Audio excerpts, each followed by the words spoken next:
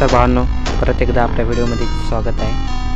आपण डॉक्टर बाबासाहेब आंबेडकर यांच्या जयंतीनिमित्त व्हिडिओ बनवलेला आहे।